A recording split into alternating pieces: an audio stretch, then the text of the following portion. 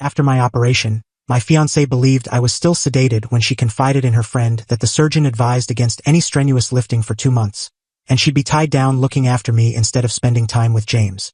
Her friend wondered why not just walk away. She explained, his folks are including me in their estate documents soon.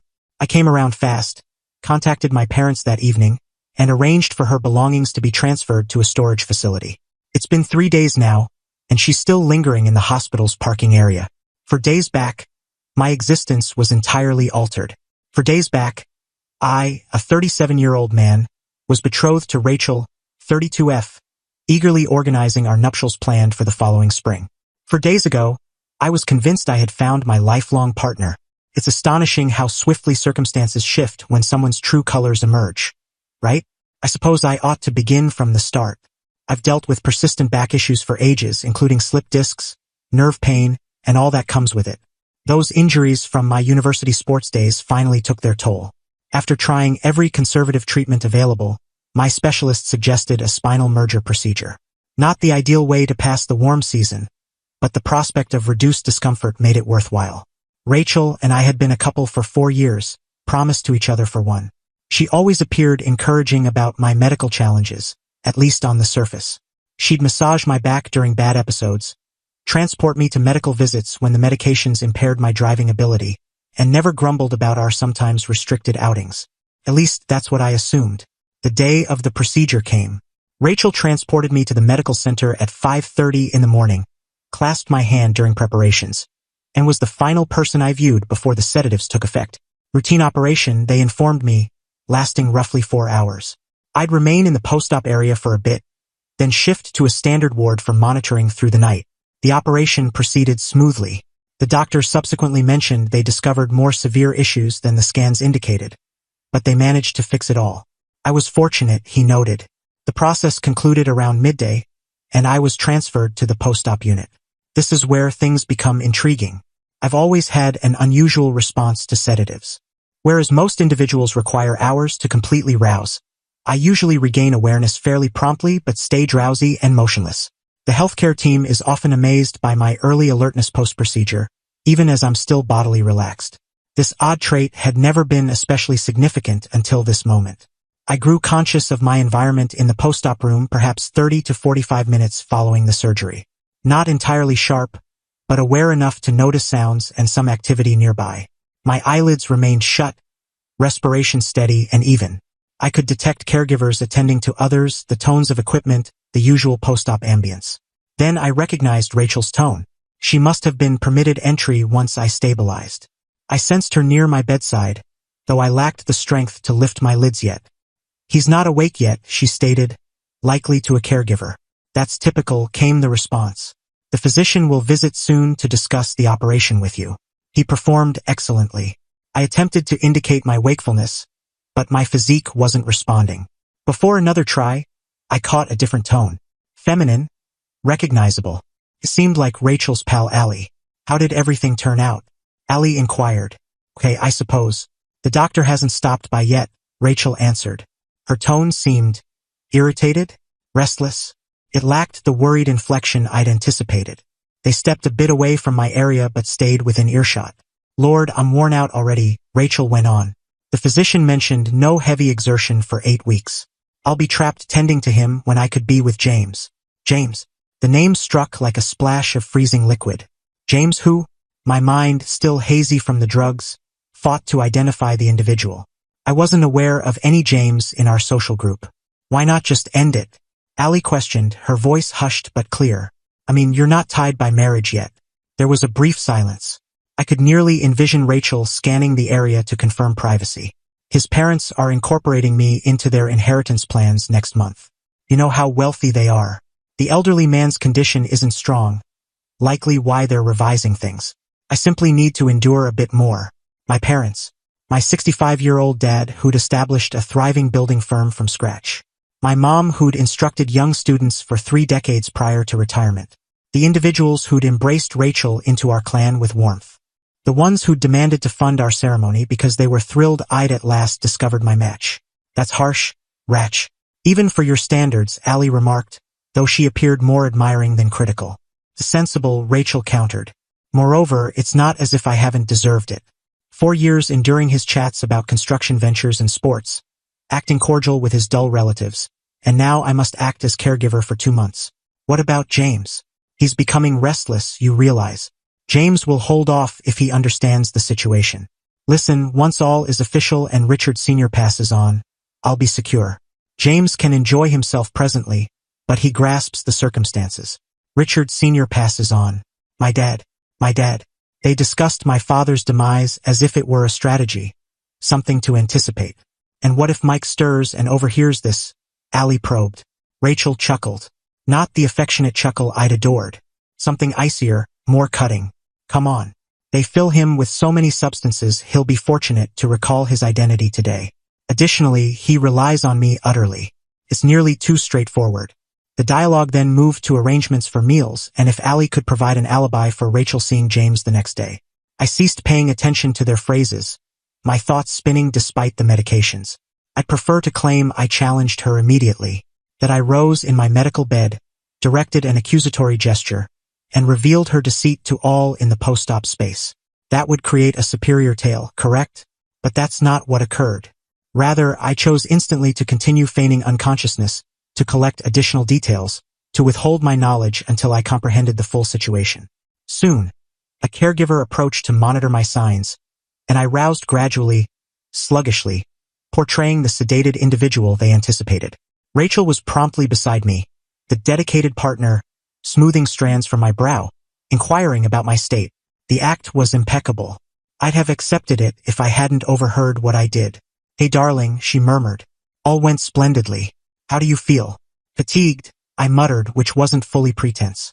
I was drained, though more from psychological jolt than the procedure. That's expected, she stated, clasping my palm. I'm here. I'll look after you properly. I nearly burst into laughter. Nearly. The subsequent hours blurred with medical consultations, caregiver assessments, and Rachel's unwavering care. Allie had departed, but vowed to visit the following day with a knowing glance at Rachel. I was relocated to a normal room about 4 p.m., where I learned I'd remain overnight for monitoring. Rachel lingered until around 8 p.m., embodying the committed partner flawlessly. She repositioned my cushions, posed suitable queries during nurse visits, and even dared to phone my parents for an update. Overhearing her gentle tone assure my mother not to fret, that she'd care for your son impeccably, induced actual queasiness. Or perhaps it was the analgesics. When the visiting period concluded, she pressed her lips to my forehead and assured she'd return early to escort me home. I grinned faintly and expressed gratitude. Once the door shut after her, I grabbed my mobile. Initial contact. My parents.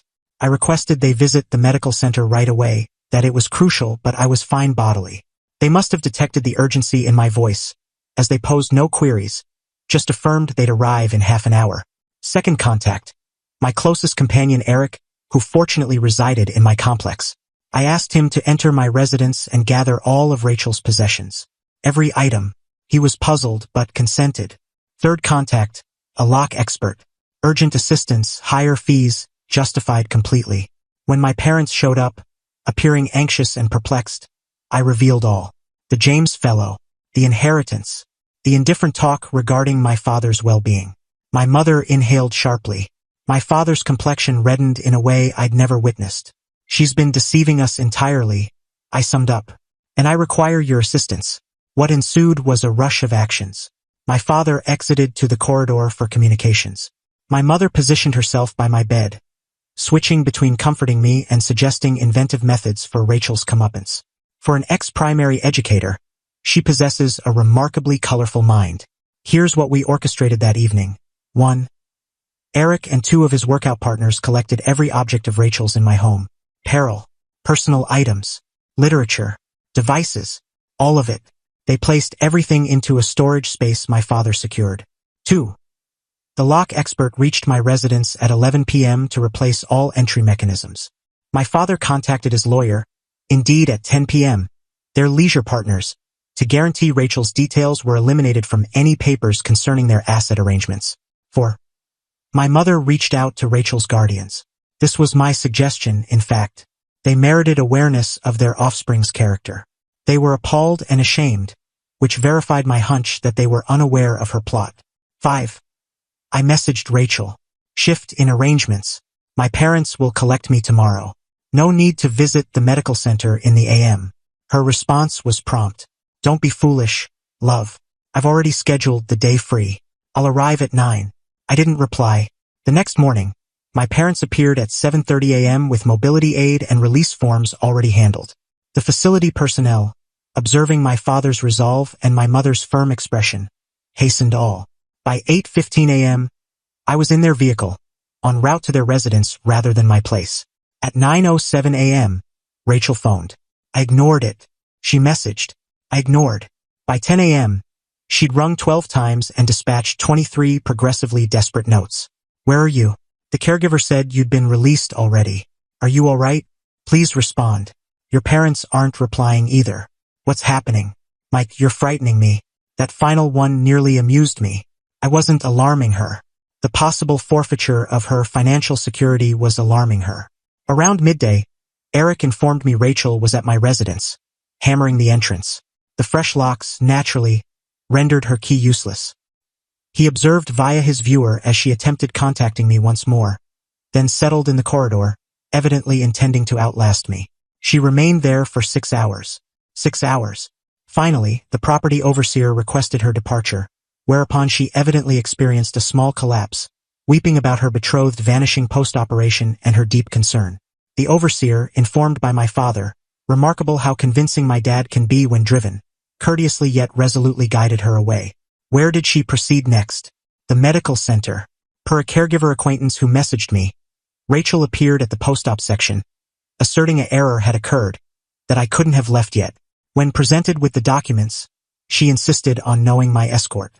Due to confidentiality rules, they couldn't disclose, so she retreated to the parking zone to linger and linger and linger. It's been 3 days. 3 days. Per facility protection, yes, they're engaged now. She's been passing her time in the parking area, periodically entering to inquire if I've returned, then resuming her watch upon denial. In the meantime, I've been recuperating at my parents' home. The assurance of being amid those who truly value me has likely been as healing as the operation. My spine genuinely feels improved than in years, despite the post-surgical discomfort. Yesterday, my father's legal advisor dispatched Rachel an official document. It detailed precisely what we knew, including dated records of her discussion in the post-op room. A slight exaggeration, but potent. It clarified that any effort to reach me or my kin would lead to protective measures. It notified her that her items were stored in a unit, covered for 1 month, and supplied the entry details. The document ended with a private message from me. Rachel, when you peruse this, you'll have squandered days searching for me incorrectly, just as I squandered years seeking affection with the incorrect individual. The distinction is I've absorbed the teaching. Have you? The access items for the storage are attached to this document's reverse.